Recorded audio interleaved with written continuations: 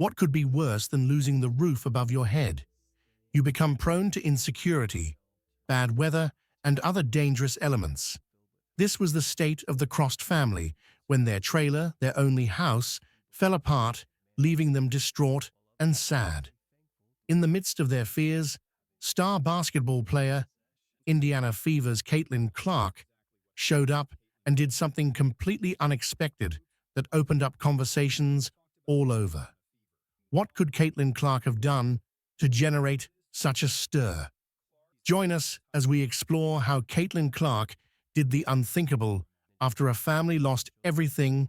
The Crost family was the perfect picture of peace and contentment. Dustin, a loving father, lived in a trailer at Indianapolis, Indiana, with his 3 children, Megan, Ava, and Eli. The children were bright, cheerful, full of life and laughter. They particularly loved playing basketball and participated in several church and school competitions. They also carried on the various family traditions like games nights, Sunday dinners, summer vacations, and others. Their home was a haven filled with love, support, and joy. As they sat around the dinner table, sharing stories and laughter, it was clear that they were a family truly grateful for each other's presence in their lives. Little did they know, their happiness was about to be put to the test. While the Crost family made happy and long-lasting memories amidst the worn walls and creaky floors of their only home, Providence had another plan in store for them. Their trailer was beginning to show signs of weariness as years of neglect and harsh weather took its toll on the trailer. The trailer had lasted so many years and was beginning to cave in. The walls, once brightly painted, were now faded and cracked, and despite their best efforts, they couldn't restore the trailer to its best condition. Regardless, they felt helpless as they had no hope of getting a new trailer or home to move into. The Crosts were faced with fears of homelessness. Dustin, who had just gained custody of his kids in 2018, felt sorry and pained as regards his children having to go through the experience of having no home, living on the streets and being shamed at school for not having a home. Eventually, they lost their trailer to a fire in 2021. As they struggled to come to terms with the loss of their home, their financial worries mounted. They had no insurance, no savings, and no clear way to rebuild. Their sense of security and comfort was gone, replaced by uncertainty and fear. The income from the job of Dunstan Crost was barely enough to cover their feeding and day-to-day expenses. As a result, it seemed impossible to get a new or used trailer to move into. Since then, they moved from one wall building to another, and as house rents skyrocketed, they were faced with an urgent need to get a permanent home. The family's future hung in the balance. Where would they live? How would they recover? The children's education, once a priority, now seemed uncertain. Their extracurriculars became luxuries they could no longer afford, and playing basketball seemed quite impossible. As the reality of their situation sunk in, the Crost felt like they were drowning in a sea of despair with no lifeline in sight, or at least that's what it looked like. Follow along to see if they were able to bounce back from their loss and regain their status as a homeowner and happy family. Faced with the looming reality of homelessness and lack of capacity to get a home, Dunstan Crost and his children had to move from one rented apartment to another, thereby experiencing instability, disruption of routine, loss of security, and financial struggles. In his efforts to regain the status of a homeowner, Dunstan Crost, the head of the Crost family, decided to seek help with the Group 1001, a corporate program where volunteers help provide permanent homes for homeless people. After applying for the program, Dunstan Crost noted that he, alongside others, were given an orientation as regards the project, and he got assigned a budget coach. However, the story did not end here.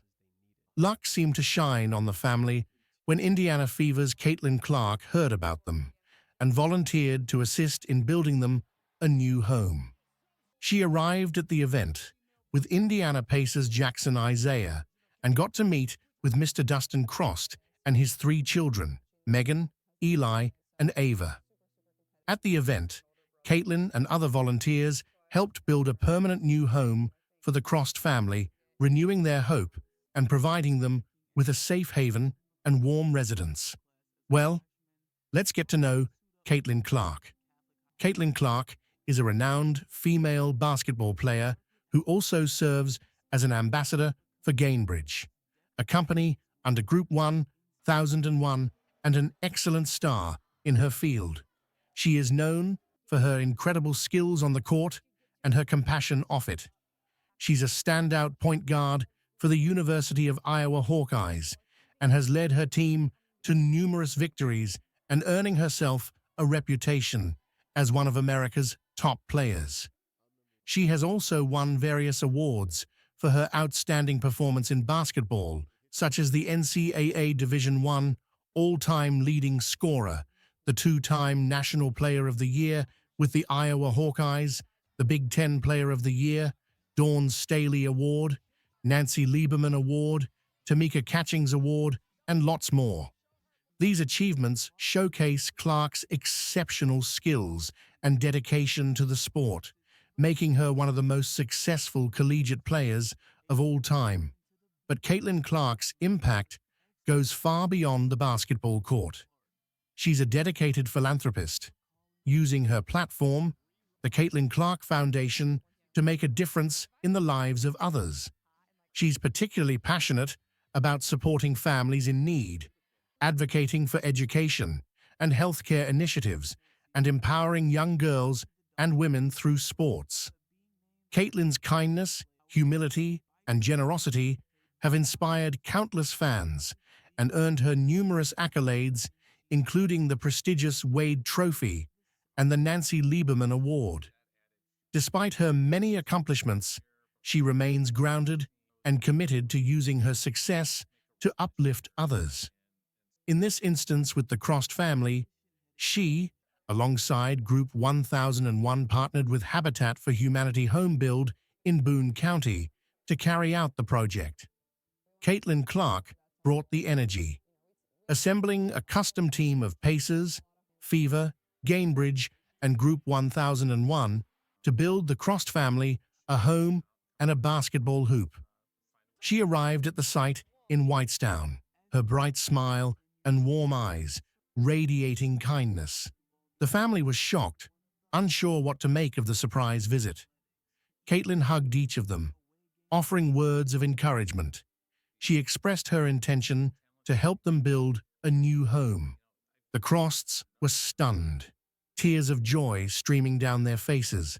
Dustin Crost particularly felt overwhelmed from the help rendered.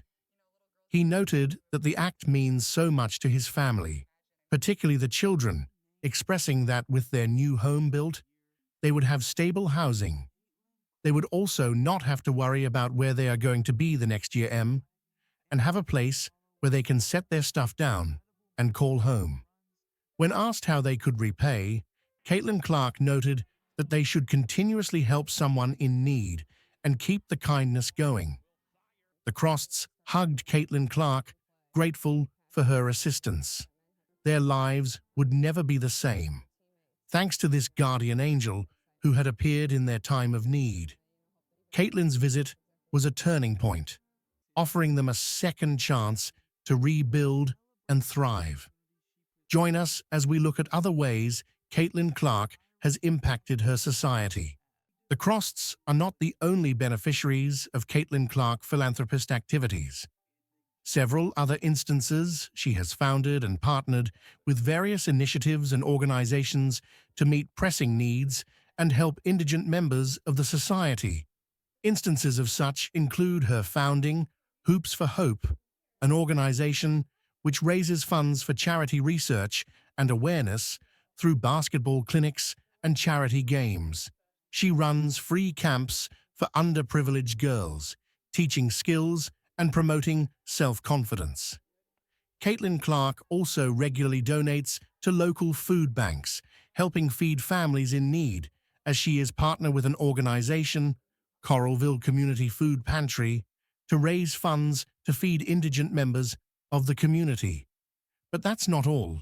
She is dedicated to improving the lives of youths and their communities through sport, education, and nutrition, as seen in the mission statement of her foundation.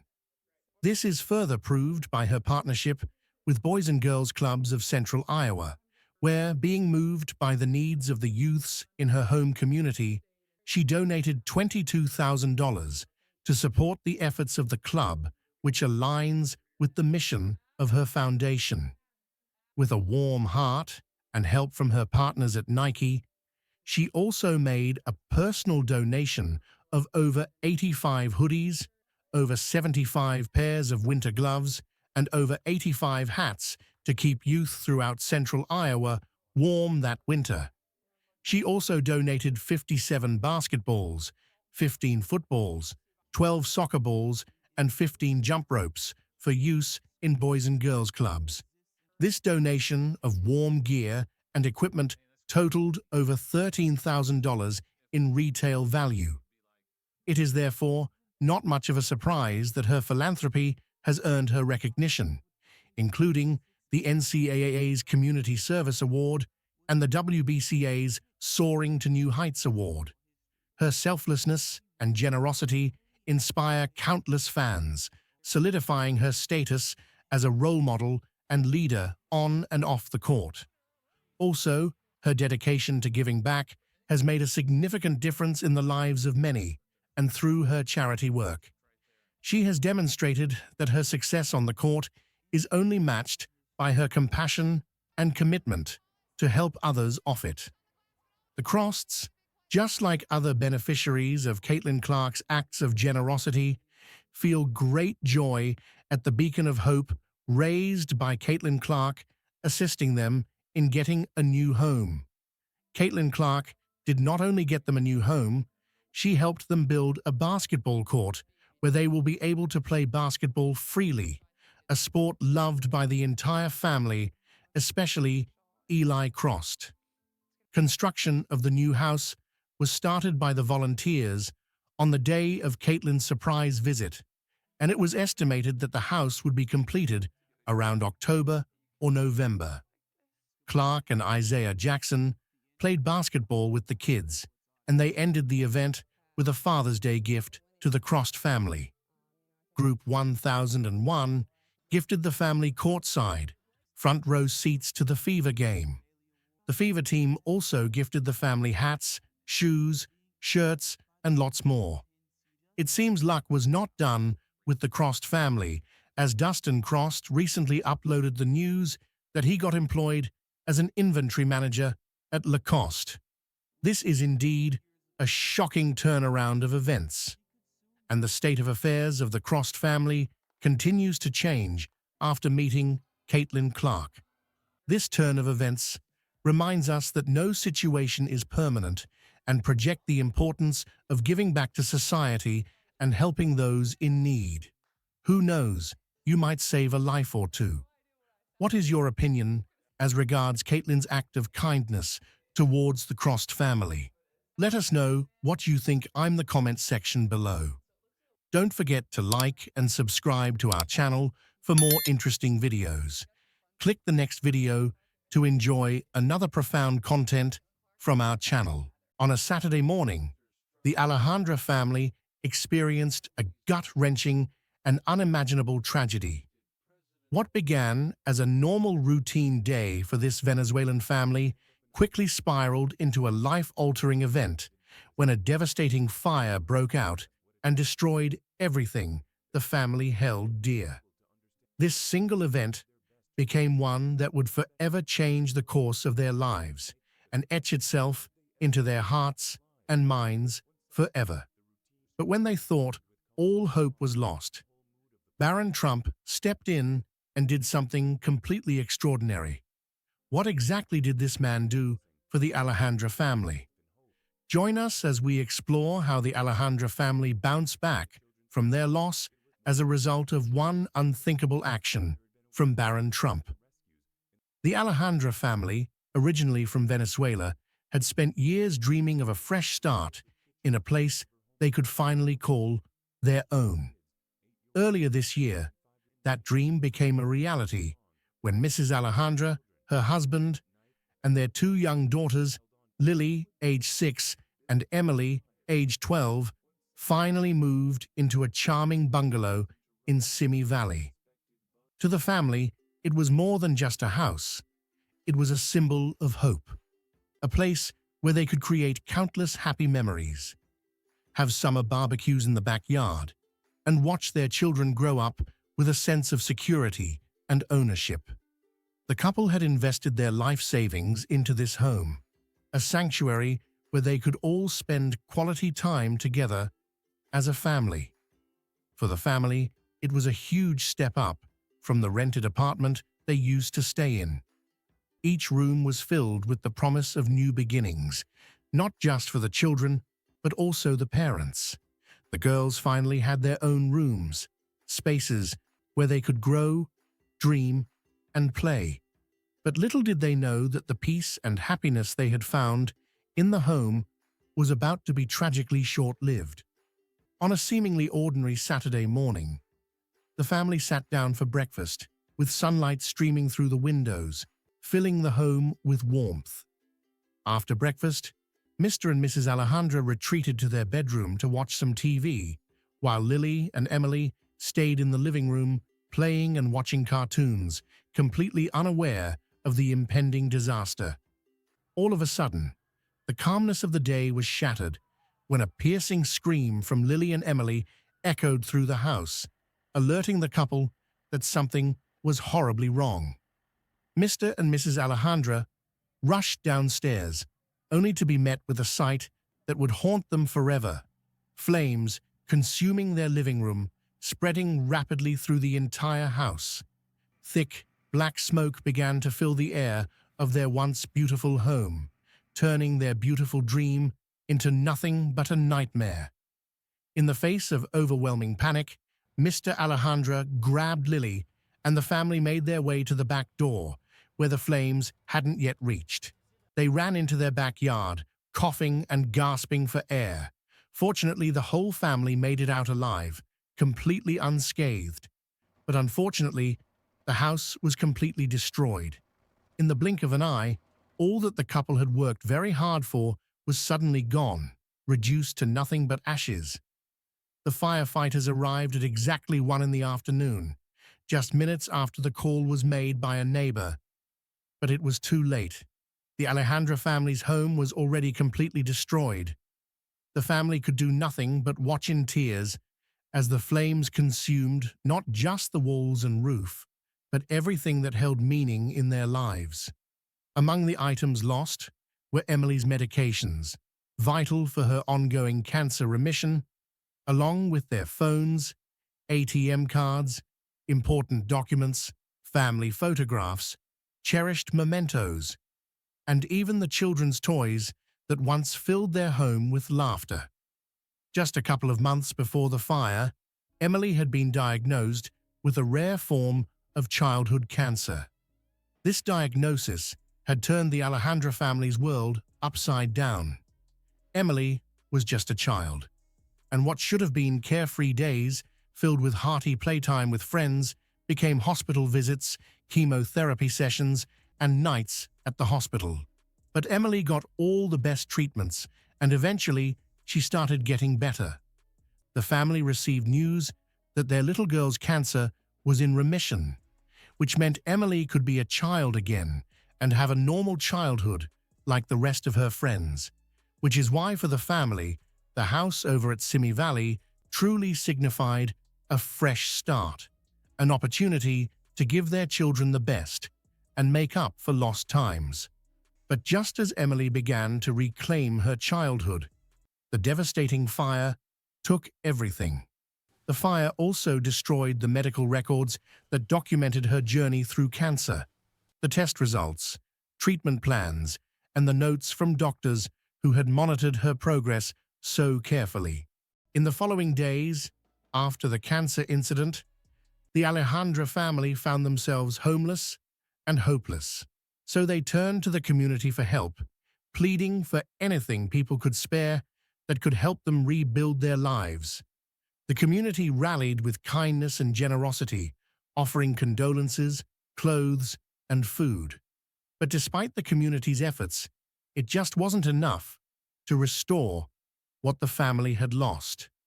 The emotional toll was immeasurable. While the cause of the fire that consumed the Alejandra family's home is still under investigation by the police, initial reports suggest that the fire may have been linked to an electrical malfunction, something that is not uncommon in many households. Police also say that the fact that the children were watching TV at the time of the incident further supports the theory that an electrical spark may have triggered the fire. Electrical malfunctions are one of the leading causes of residential fires, accounting for a significant percentage of house fires annually. In many cases, these fires could be caused by worn-out wiring, overloaded circuits, or faulty appliances. The Alejandra family's situation, where the fire allegedly began while the children were watching television, matches with numerous other cases where electrical sparks have ignited a blaze. And so, without a roof over their heads, life became increasingly difficult. For the Alejandras, the children's schooling was temporarily put on hold until the family was in a more stable environment. As if that wasn't terrible enough, the family was forced to make the heartbreaking decision to split up. Lily and Emily went to stay with their maternal grandparents, while Mr. and Mrs. Alejandra stayed with friends who lived a couple of miles away. The separation was terrible, especially for the young girls, who missed their parents and wanted to reunite with them. The family missed the sense of normalcy they had only recently begun to enjoy. Mrs. Alejandra expressed the deep sense of loss and uncertainty that hung over them like a dark cloud. "Even though we've received help, it's not the same as having your own place," she said. "It's one struggle after another." The family slowly began to face the harsh reality of their new life. Replacing lost documents, getting new medication for Emily, trying to piece together a semblance of normalcy became increasingly difficult for the family. The girls often asked when they could return home, not fully understanding that the life they once knew was far gone. Mr. and Mrs. Alejandra were at a crossroads, wondering how to explain to their daughters that the future they had dreamed of was now uncertain. Weeks turned into months, and the Alejandra family's situation remained the same. The trauma of the fire lingered. The community continued to offer support in any way they could, but the path to recovery for the family seemed long. But just as the family began to lose hope, when it seemed like their lives would never return to normal, something unimaginable happened. Stick around to find out. Baron Trump becomes a beacon of hope for the family. Faced with the looming reality of their situation, Mr. and Mrs. Alejandra soon realized that staying with friends could only be a temporary solution. With no permanent roof over their heads and limited financial resources, the family had to consider other viable options. They briefly looked into renting motels, but the costs were too much, especially with their depleted savings. Motels, which seemed like a short-term fix, were simply out of reach for the couple. Desperate for shelter and stability, Mr. Alejandra decided to seek help at the Salvation Army shelter in Simi Valley. The Salvation Army, known for its extensive charitable work, often provides temporary housing and essential resources for families in crisis. So Mr. Alejandra hoped that this shelter could offer a safe haven for his family, at least until they could figure out their next steps. The organization welcomed the couple, providing them with the basics they needed to get through each day. As fate would have it, Baron Trump became aware of the Alejandra family's plight after hearing about their story on the news. Deeply moved by their situation, Baron felt a strong urge to help. So Baron reached out to local charities and inquired about how he could offer his support. His inquiries led him to the Salvation Army, where he learned that the Alejandra family was currently residing. Understanding the gravity of their situation, Baron decided to meet the family personally. He visited the shelter, bringing with him not only words of encouragement, but also concrete plans to assist the family in rebuilding their lives. Baron's visit was unexpected, but provided a glimmer of hope for the Alejandra family. But who exactly is Baron Trump? Baron William Trump, born on March 20th, 2006, in the bustling heart of New York City, is more than just the youngest son of former President Donald Trump and former First Lady Melania Trump. He is a unique blend of privilege and creativity. While he was the only one of Donald Trump's 5 children to reside in the White House during his father's presidency from 2017 to 2021, Baron largely spent his formative years out of the spotlight. Raised in the confines of Trump Tower, where he had an entire floor to himself, Baron has always been accustomed to a life of luxury. From a young age, he demonstrated a keen interest in aviation, with his mother revealing in an interview that he was fascinated by planes and helicopters. Melania, a hands-on mom, made sure to nurture his interests, cooking his breakfast and preparing his lunches while encouraging his creativity, even when it led to colorful murals on the walls of his playroom. According to Melania, his imagination is growing and important, she stated, showing her belief in the value of artistic expression. Fluent in both English and Slovene, the language of his mother's homeland, Baron also speaks French, showcasing a talent for languages that reflects his diverse upbringing. Affectionately dubbed Little Donald by his mother, Baron's personality mirrors that of his father, strong-minded, kind, independent, and distinctly opinionated. He knows exactly what he wants, Melania said, highlighting his confident demeanor. While it remains to be seen whether Baron will follow in his family's footsteps into the real estate business, his rich imagination and creative pursuits suggest he may carve out a path uniquely his own. What did Baron Trump do for the Alejandra family? Amidst the Alejandra family's turmoil, Baron Trump, taking inspiration from his father's history of philanthropic efforts and compassionate efforts in the past, emerged as an unexpected beacon of hope for the Alejandra family. After learning about the tragic fire that destroyed the Alejandra family's home, Baron felt compelled to act.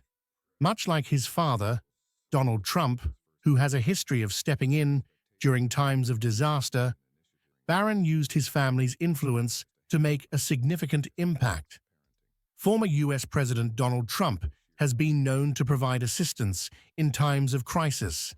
For instance, after Hurricane Harvey devastated parts of Texas in 2017, Donald Trump took part in food distribution at a shelter, handing out packed lunches. He also donated $1 million of his own money to various organizations involved in relief efforts. This included contributions to organizations like the Red Cross, the Salvation Army, and local charities. Donald Trump's actions reflected a commitment to helping those who had lost nearly everything to natural disasters. So it's no surprise when Baron followed in his father's footstep and an organized fundraiser, bringing together friends, influential figures, and community leaders to help raise funds for the Alejandra family. The event was a massive success, raising substantial funds to help the family rebuild their lives.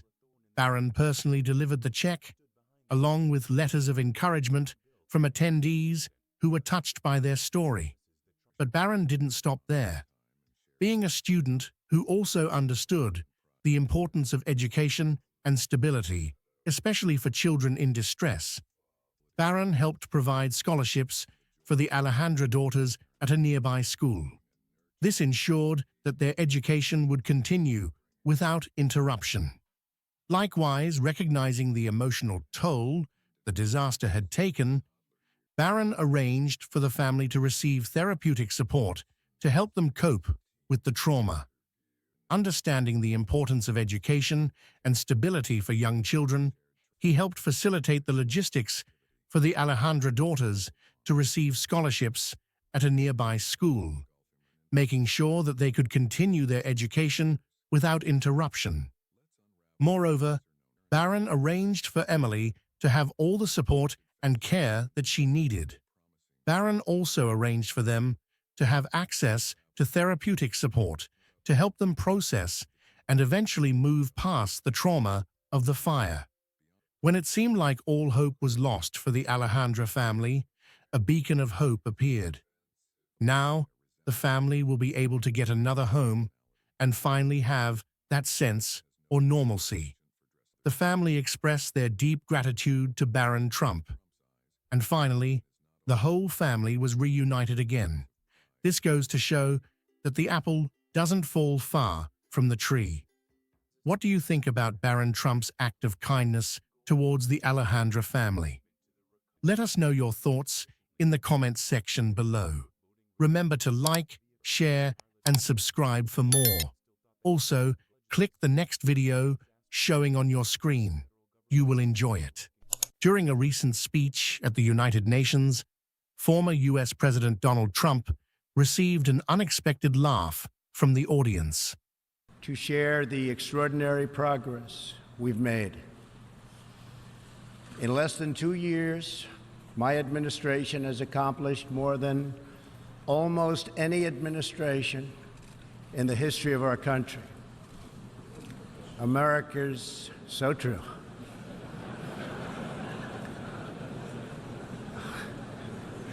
Didn't expect that reaction, but that's okay.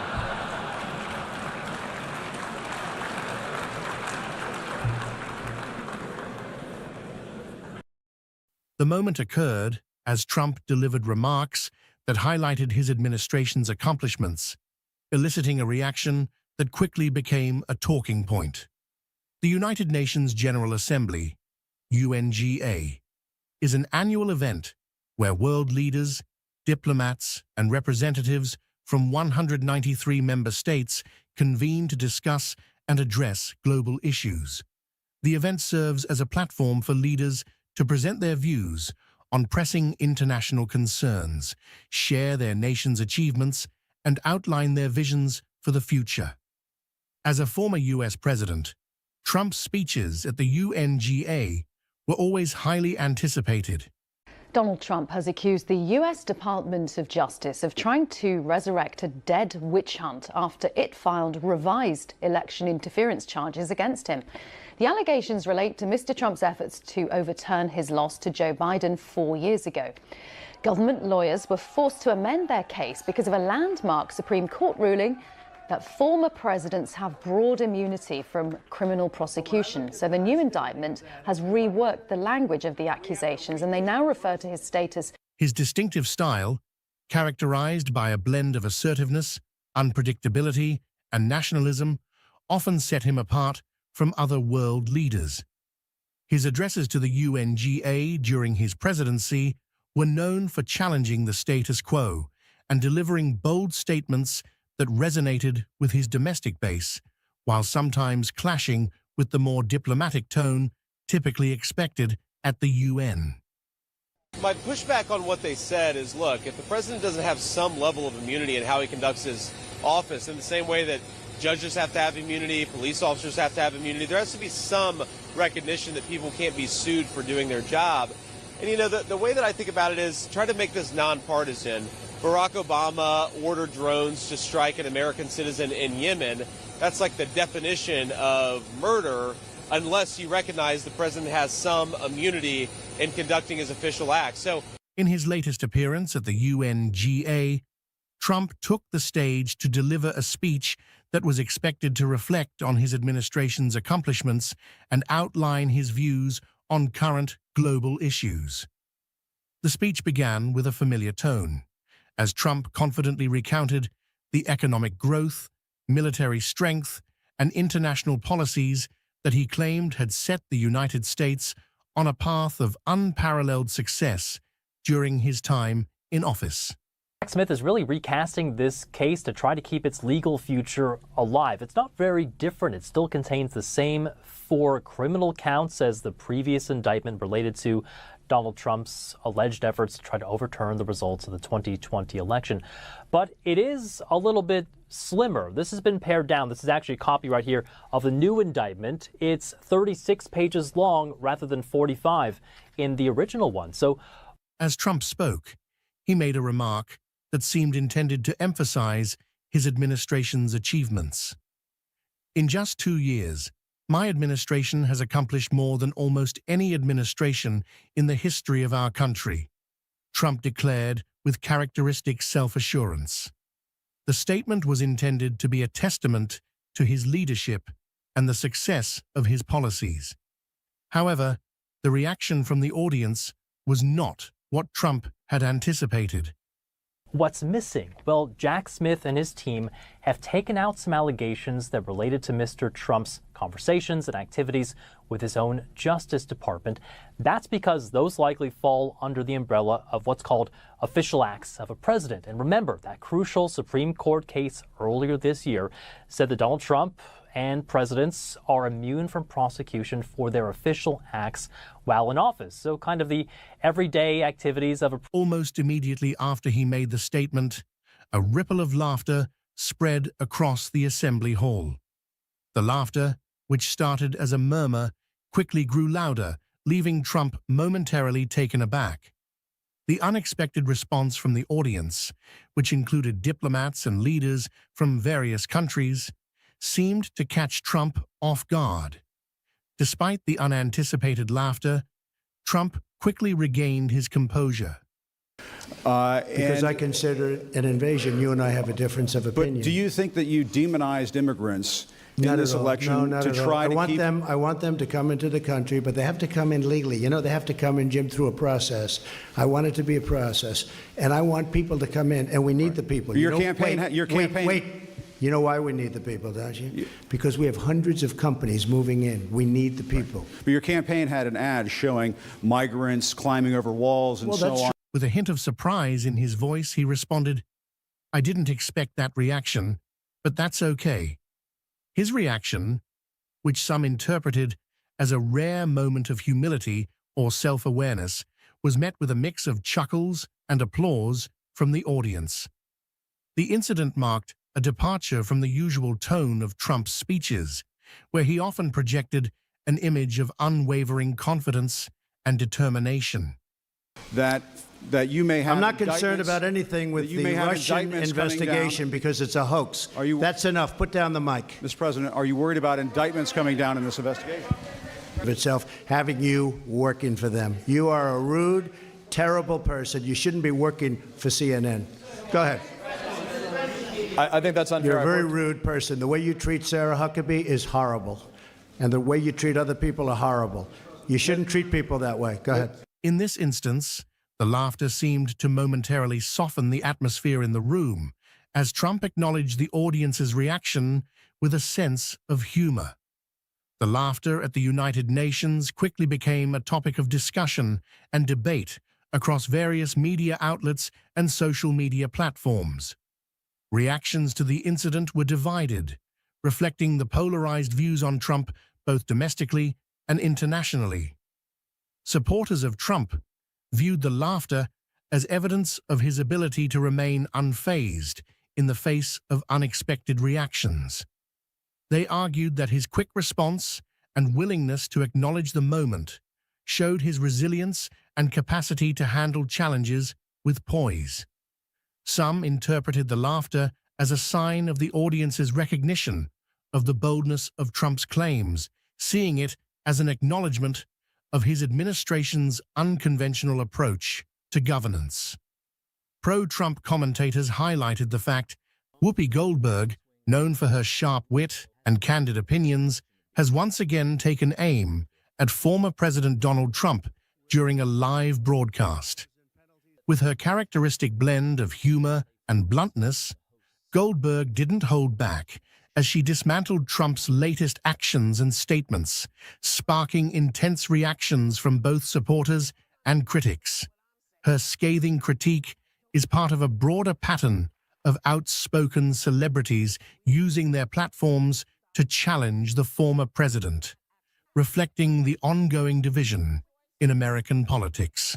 Nasty gag order, where I've had to pay thousands of dollars in penalties and fines and was threatened with jail. Yeah, baby. Okay. Who's going to take it first? Look, first of all, he has the vocabulary of a 4-year-old. Right. Yes. He's under everybody. First of all, excuse me, he should take the stand. If he took the stand, we would have seen his point of view, right? But you know why he doesn't take the stand? Because he will perjure himself. That's why. Because he can't stop lying. We can't stop talking, clearly. So who's in? Look, I'm just going to finish with a couple of points. Number one, because I've heard and read a lot of this. This was not done by Joe Biden. This is a state prosecution. This is not a political persecution. It is a criminal prosecution. He was indicted by 12 regular New Yorkers in a grand jury. He was convicted by 12 regular New Yorkers who put partisanship aside. What Congress was incapable of doing, the Republicans in Congress were incapable of doing, putting partisanship aside and convicting him in the impeachments, 12 regular New Yorkers did. Did you see what Whoopi Goldberg said about Trump on live TV again? She didn't just criticize him, she absolutely tore into him. And honestly, it was something else to watch. You could see she wasn't holding back at all. Whoopi's always been vocal about Trump, but this time, it felt like she was even more fired up, more determined to make her point clear. She started by bringing up his latest comments, and wow, she didn't sugarcoat anything. Let me tell you, she was blunt, but that's what people love about Whoopi. She pointed out how ridiculous it was, how out of touch he seems with reality. And it wasn't just about this one comment. She was making it clear that this is part of a much bigger problem. It's like she was saying, this is who this man is, and we need to stop pretending otherwise. You could tell, though, that she was speaking not just from a place of frustration, but also from concern. It wasn't just about disagreeing with his politics. She seemed genuinely worried about the direction things are going because of him. And who can blame her? We've all seen how polarized things have become, how divided people are.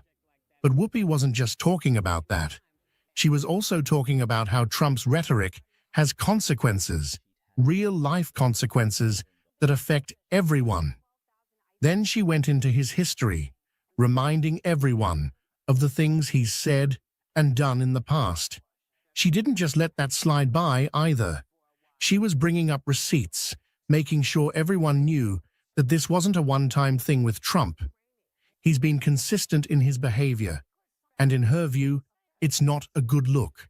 And let's not forget how she took him to task for how he's been talking about certain issues, like COVID-19 or the election results.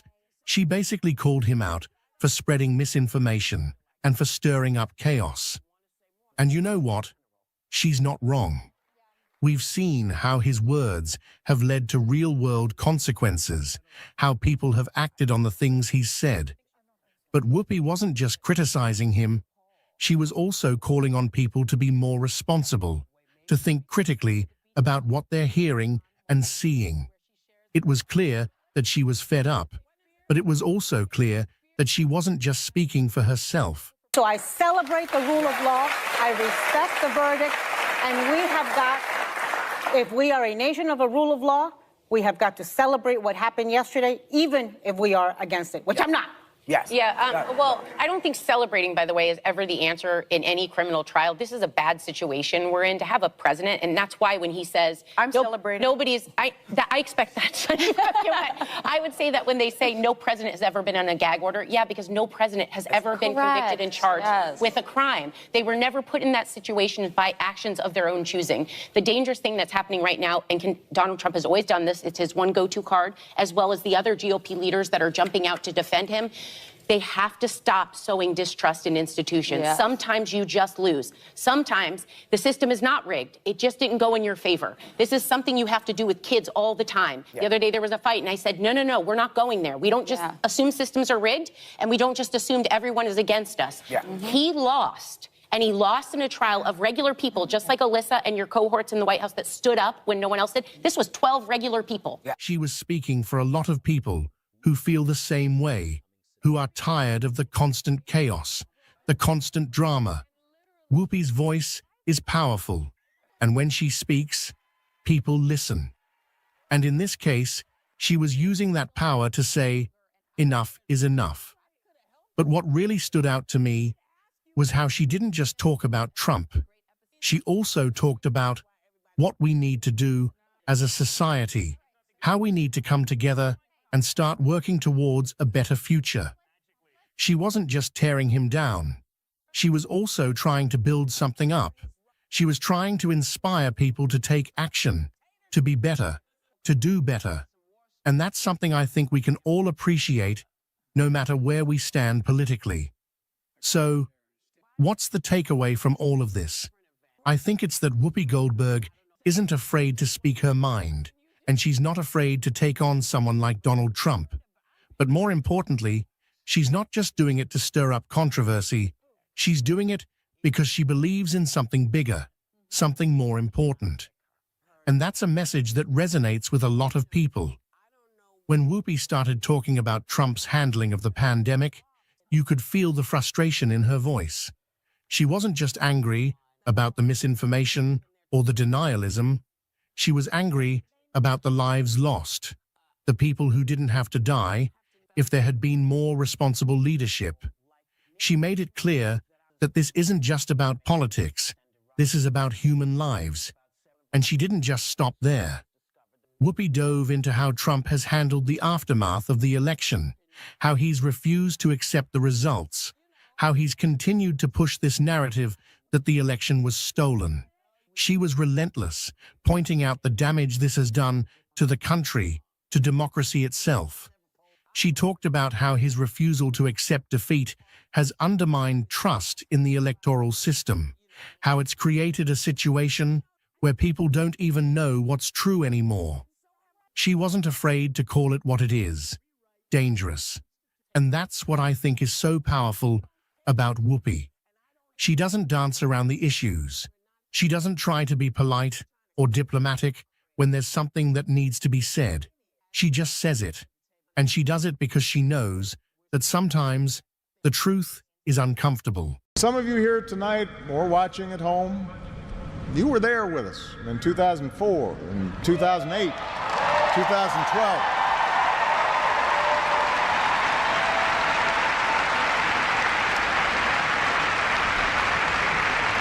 Maybe you still can't believe we pulled this whole thing off.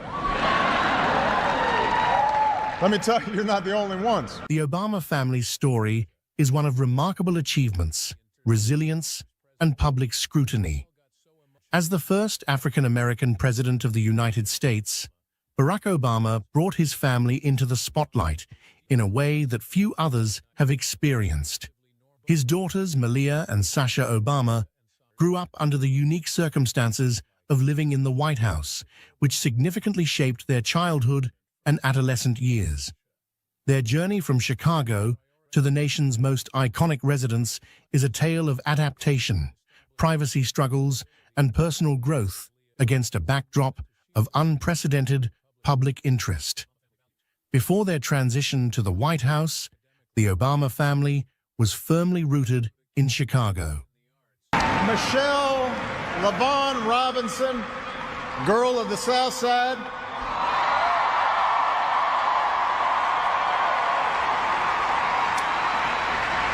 For the past 25 years, you have not only been my wife and mother of my children, you have been my best friend.